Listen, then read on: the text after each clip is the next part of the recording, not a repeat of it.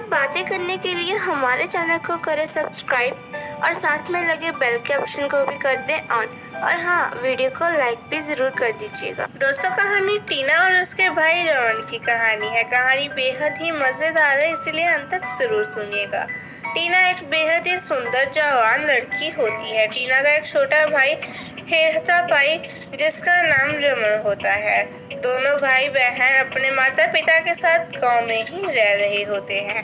टीना 12वीं कक्षा में ही होती है और रमन 10वीं कक्षा में। टीना और रमन बहुत ही शरारती और बिगड़े हुए होते हैं। टीना और रमन अपने माता पिता की कोई बात ही नहीं मानते थे और सिर्फ अपनी ही चलाते थे। पढ़ाई में भी दोनों अच्छे नहीं थे। दोनों का मन पढ़ाई में बहुत कम लगता था। वह तो बस नई से नई शरारतें करने में दिमाग लगाते रहते। टीना और रमन की इन बुरी आदतों के कारण उनके माता पिता बहुत परेशान थे। वहीं दोनों की उम्र बढ़ती जा रही थी, खासकर टीना की। टीना अब 20 साल की हो गई थी और काफ़ी जवान भी हो गई थी। टीना की माँ सोचती है कि 12वीं की परीक्षा पास होते ही वह टीना की शादी कर देगी। टीना के पिता भी यही चाहते थे कि जल्द से जल्द वह अच्छे घर का लड़का देख टीना की शादी कर दे। इसलिए वह टीना के लिए लड़का ढूंढने लग जाते हैं। लेकिन टीना अभी शादी नहीं करवाना चाहती थी। वह तो कहती थी कि इस उम्र में जिंदगी के मज़े उठा लो, वरना बाद में समय नहीं मिलेगा। यह सोचकर टीना स्कूल से घर आती थी और फिर अपने भाई या फिर सहेलियों के साथ गप्पे मारती रहती थी। टीना और उसके भाई रमन की आपस में बहुत बनती थी। दोनों एक दूसरे का काफ़ी ध्यान रखते थे और एक दूसरे के बिना रह भी नहीं पाते थे। एक दिन टीना को उसकी माँ कहती है कि हमने तुम्हारे लिए एक लड़का ढूंढा है। यह सुन टीना को बहुत गुस्सा आता है, क्योंकि वह हरगिज़ शादी नहीं करना चाहती थी और अपने भाई के साथ ही रहना चाहती थी। लेकिन टीना अपनी माँ से कहती है कि ठीक है, आपको जहाँ मेरी शादी करवानी है कर दो। टीना ने यह झूठ कर वह प्लान बनाती है कि वह शादी वाले दिन ही मंडप से भाग जाएगी और शादी नहीं करवाएगी।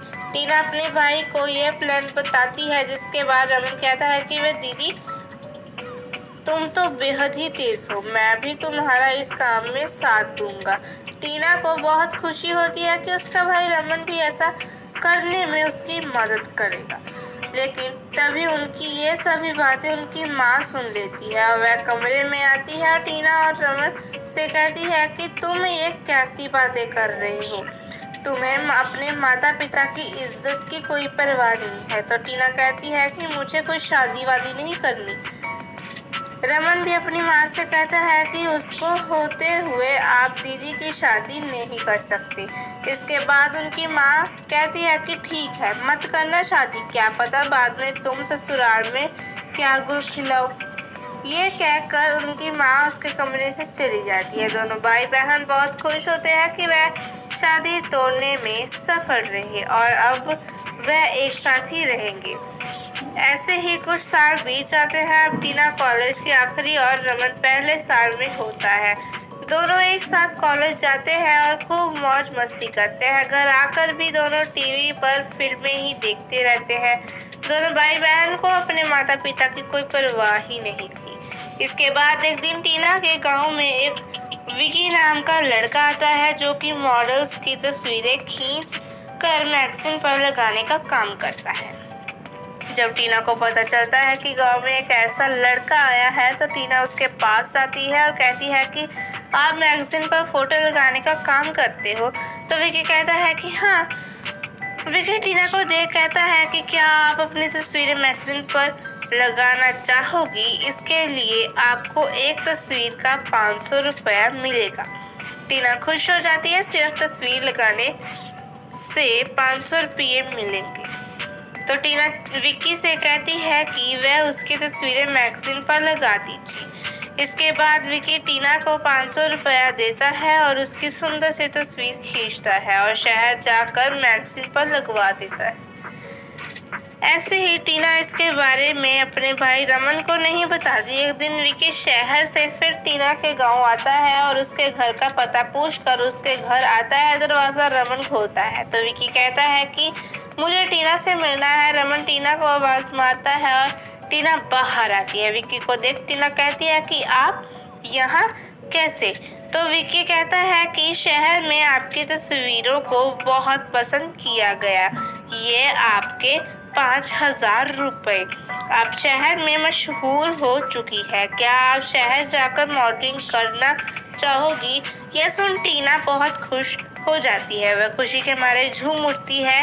वह विकी से कहती है कि वह एक शर्त पर आपके साथ जाएगी। दरअसल मैं अपने भाई को अपने साथ मॉडलिंग करवाऊंगी।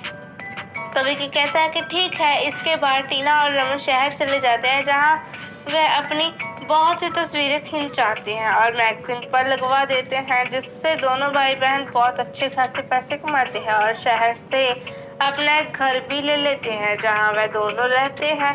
दोनों के पास सब किसी चीज़ की कोई कमी ही नहीं है। अगर किसी चीज़ की कमी थी तो वह माता पिता की। इसके बाद टीना अपने माता पिता को भी गांव से शहर बुला लेती है जहां वह एक बूढ़े घर में अपने बेटी और बेटे के साथ खुशी खुशी रहते हैं। टीना और रमन को तब पता चलता है कि माता पिता की कमी क्या होती है जब वह शहर जाकर उन्हें याद करने लगे थे और फिर उन बिना नहीं रह पाए, इसीलिए उन्होंने अपने माता पिता को भी शहर बुला लिया था। दोनों भाई बहन एक साथ मेहनत करते और खूब सारा पैसा कमाते। अब टीना 25 साल की हो चुकी थी, उसकी शादी की उम्र हो जा रही थी। इसीलिए एक दिन टीना के पिता टीना से कहते हैं कि बेटा अब तो शादी कर लो, अब तो तुम्हारी उम्र हो गई है।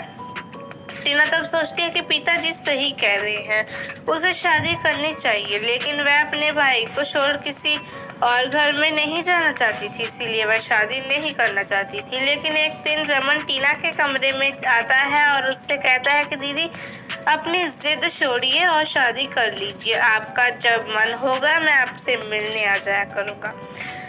रमन की यह बात सुन टीना उसको गले लगाए रोने लगती है और शादी करवाने के लिए मान जाती है। इसके बाद टीना का रिश्ता एक रईस घर के लड़के नुपुर के साथ हो जाता है। लड़का काफ़ी हैंडसम होता है। जल्द ही शादी की तारीख तय कर दी जाती है और टीना की शादी हो जाती है। वह अपने भाई को छोड़ अपने ससुराल चली जाती है। टीना को जब भी रमन की याद आती थी तो वह उसके ससुराल में जाकर मिल आती थी। इसके बाद 1-2 साल के बाद रमन की भी शादी हो जाती है। रमन की लव मैरिज होती है। वह एक लड़की से प्यार करता है और उससे शादी के लिए प्रपोज कर देता है। वह लड़की भी रमन से शादी करने के लिए हाँ कर देती है, जिसके बाद रमन की शादी हो जाती है और घर में एक बहू आ जाती है जो कि रमन के माता पिता को टीना की कमी महसूस ही नहीं होने देती और सबका खूब ध्यान रखती है। तो दोस्तों कैसी लगी आपको आज की ये कहानी? आशा करते हैं कि आपको ये कहानी ज़रूर अच्छी लगी।